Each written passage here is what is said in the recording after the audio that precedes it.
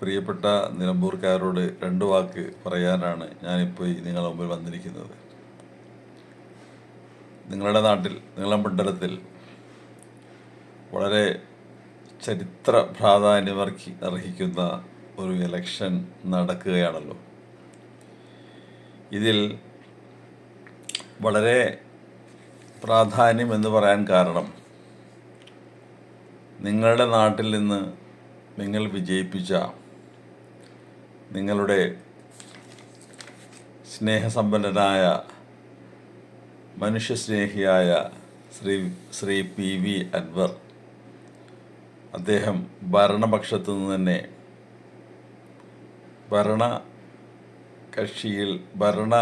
ഭരിക്കുന്ന ഗവൺമെൻറ്റിൻ്റെ കെടുകാര്യസ്ഥതയ്ക്കെതിരെ ശബ്ദിച്ചുകൊണ്ട് പുറത്തു വന്ന ഒരു വ്യക്തി. അദ്ദേഹം കാരണമാണ് വീണ്ടും അവിടെ ഇലക്ഷൻ വന്നിരിക്കുന്നത്.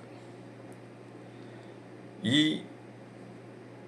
ഇലക്ഷന് വളരെയധികം പ്രാധാന്യമുണ്ട്. കാരണം അത് നിങ്ങൾ വിശകലനം ചെയ്യുമ്പോൾ നിങ്ങൾക്കത് മനസ്സിലാകും. എന്തുകൊണ്ടെന്നാൽ, ഒരു ഭരണകക്ഷി MLA അദ്ദേഹത്തിന്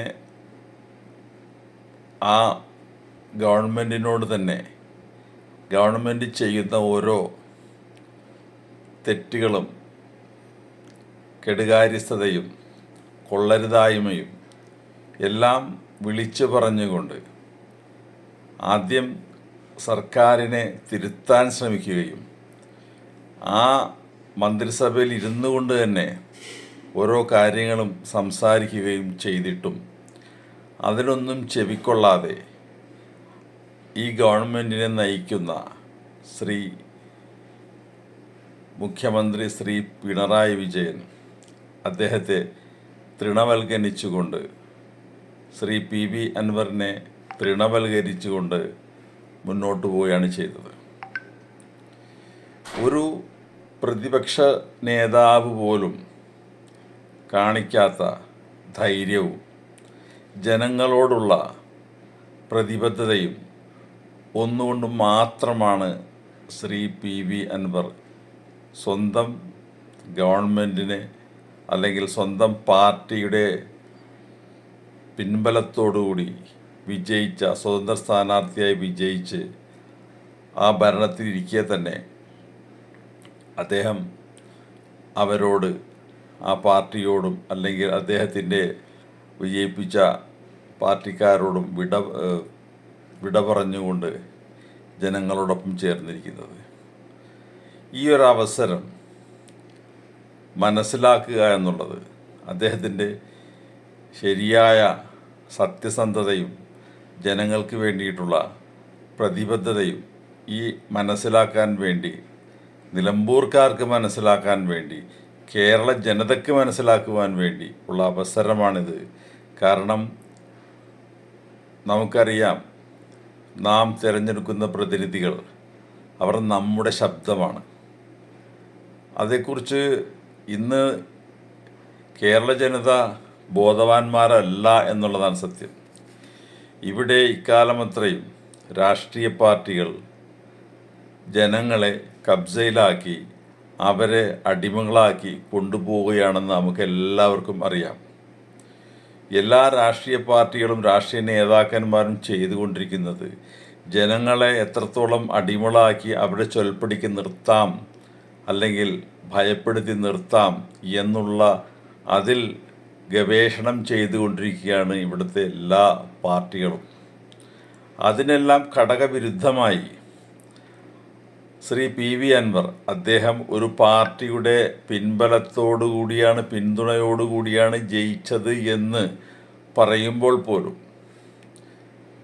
ഈ നിലമ്പൂർ മണ്ഡലത്തിൽ നിന്ന് 2 പ്രാവശ്യം അദ്ദേഹം ജയിച്ചത് LDFൻ്റെ പിന്തുണയോടുകൂടിയാണെങ്കിൽ പോലും അതിനെല്ലാം കൃത്യമായി മറുപടി പറഞ്ഞുകൊണ്ട്, ഒരു പാർട്ടിയുടെയും പിൻബലമില്ലാതെ, പിന്തുണയില്ലാതെ ഇത്രയും കോളകം സൃഷ്ടിക്കാൻ അല്ലെങ്കിൽ ജനങ്ങൾക്ക് വേണ്ടി നിൽക്കാൻ എനിക്ക് സാധിക്കും, ജനങ്ങൾക്ക് വേണ്ടി മാത്രമാണ് ഞാൻ ഈ രാഷ്ട്രീയ വേഷം MLA വേഷം അണിഞ്ഞിരിക്കുന്നത് എന്ന് തെളിയിച്ചുകൊണ്ടാണ് ഇപ്പോൾ തികച്ചും സ്വതന്ത്രനായി ഒരു പാർട്ടിയുടെയും പിന്തുണയില്ലാതെ തൃണമൂൽ കോൺഗ്രസിൻ്റെ പിന്തുണ എന്ന് പറഞ്ഞാൽ അത് അദ്ദേഹം രാജിവെച്ചത് കൊണ്ട് മാത്രം സംഭവിച്ച ഒരു ഒരു ഒരു ഒരു ഒരു സംഭവമാണ്, ഒരു പിന്തുണയാണ്, അല്ലെങ്കിൽ ഒരു പാർട്ടിയാണ് തൃണമൂൽ കോൺഗ്രസിന് അദ്ദേഹത്തിൻ്റെ ഒരു ഒരു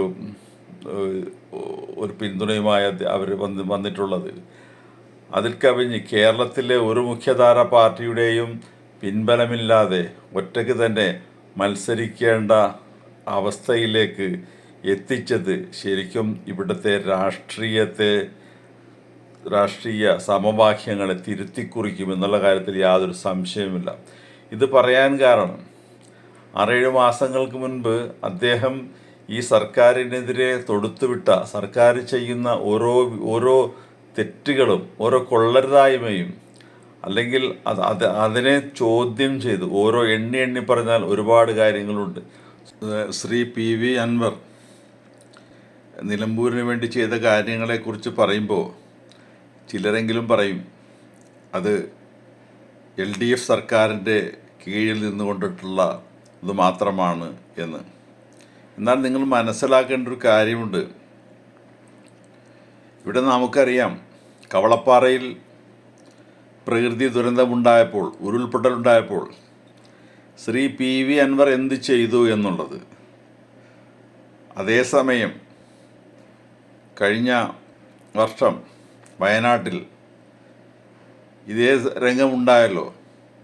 അപ്പോൾ അവിടുത്തെ ഈ ഇരകളെ, അതിൽ ദുരിതബാധിതരെ ഈ സർക്കാർ എന്ത് ചെയ്തു, അത് നിങ്ങൾ എടുത്ത് രണ്ടും താരതമ്യം ചെയ്ത് പഠിക്കണം. അപ്പോൾ നിങ്ങൾക്ക് മനസ്സിലാവും ശ്രീ PV അൻവർ എങ്ങനെയാണ് ചെയ്തതെന്നും ഇപ്പോൾ എന്തുകൊണ്ട് ഈ വയനാട്ടിലെ ഇത്രയും കോടി രൂപ, 700ഓളം കോടി രൂപ സമാഹരിച്ചിട്ട് പോലും അവർക്ക്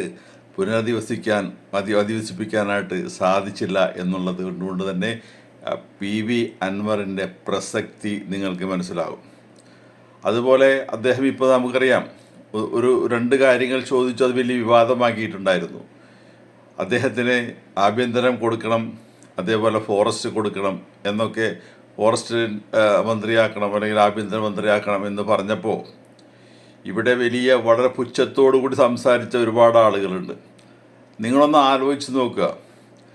ഒരു ഇവിടെ ഈ ഭരണത്തിൽ അദ്ദേഹത്തിൻ്റെ തന്നെ സ്വന്തം പാർട്ടി അല്ലെങ്കിൽ LDF ഭരിക്കുന്ന ആ പാർട്ടിയിലെ പോലീസ് ചെയ്യുന്ന അതിക്രമങ്ങൾക്കെതിരെ, ജനങ്ങൾക്കെതിരെ പോലീസ് കാട്ടിക്കൂട്ടുന്ന അതിക്രമങ്ങൾക്കെതിരെ ശബ്ദിച്ച മനുഷ്യനാണ് ശ്രീ PV അൻവർ.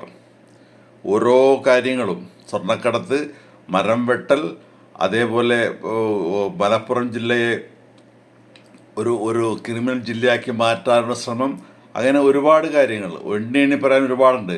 അതുപോലെ തന്നെ ഫോറസ്റ്റുകാർ ചെയ്യുന്നത്, വന്യമൃഗ അതേപോലെ ഈ മനുഷ്യരുമായിട്ടുള്ള കോൺഫ്ലിക്റ്റുകൾ, മലയോര കർഷകരും വന്യജീവികളും തമ്മിലുള്ള കോൺഫ്ലിക്റ്റുകൾ, അതിനുള്ള മരണങ്ങൾ, കാട്ടാനകളുടെ ശല്യം കൊണ്ടുള്ള മരണങ്ങൾ, ഇങ്ങനെ ഒരുപാട് കാര്യങ്ങൾ.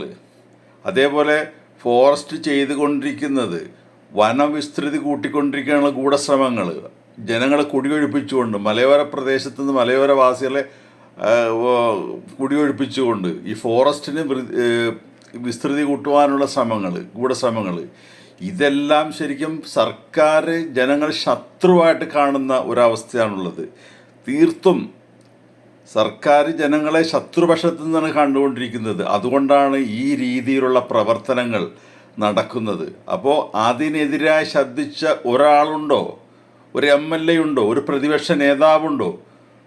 ശ്രീ PV അൻവർ അല്ലാതെ വേറെ ആരാണ് അതിനുവേണ്ടി ശബ്ദിച്ചിട്ടുള്ളത്? നിങ്ങൾ ആലോചിച്ച് നോക്കുക. അപ്പം നിങ്ങൾ കൃത്യമായി ഈ നിലമ്പൂർ ജനതയാണ് ഇപ്പോൾ കേരളത്തിൻ്റെ പൾസ്, ജനങ്ങളുടെ പൾസ് സർക്കാരിനെ അറിയിക്കാനുള്ള ഏറ്റവും വലിയ അവസരമാണ് കിട്ടിയിരിക്കുന്നത് നിങ്ങൾക്ക്.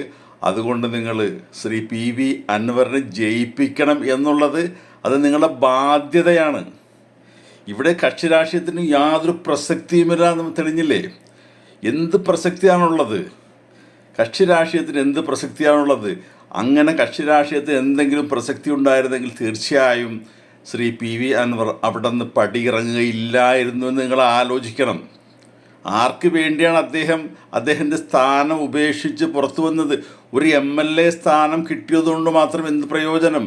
ജനങ്ങൾ അനുഭവിക്കുന്ന ദുരിതങ്ങൾക്ക് പരിഹാരം കാണാൻ സാധിക്കാതിരുന്നാൽ പിന്നെ ആ സ്ഥാനത്തിന് എന്ത് പ്രസക്തിയാണുള്ളത്?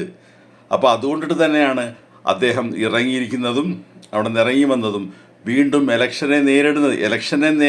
ഒരു കാര്യം നിങ്ങളറിയാം, ഇങ്ങനെ ഒരു ഇലക്ഷനെ വീണ്ടും നേരിടണം എന്ന് അദ്ദേഹത്തിൻ്റെ സ്വയമായിട്ടുള്ളൊരു തീരുമാനമല്ല, അതിലേക്ക് എത്തിച്ചതാണ്. അപ്പോൾ അതുകൂടി നിങ്ങൾ മനസ്സിലാക്കി അദ്ദേഹത്തിന് കൃത്യമായ നിങ്ങളുടെ സമ്മതിദാവകാശം കൊടുത്ത് അദ്ദേഹത്തെ വിജയിപ്പിക്കണം. നിങ്ങൾ അദ്ദേഹത്തിനെ വിജയിപ്പിക്കുന്നതിലൂടെ നിങ്ങൾ ഈ സർക്കാരിന് മറുപടി കൊടുക്കണം എന്ന് അഭ്യർത്ഥിക്കുന്നു. നന്ദി, നമസ്കാരം.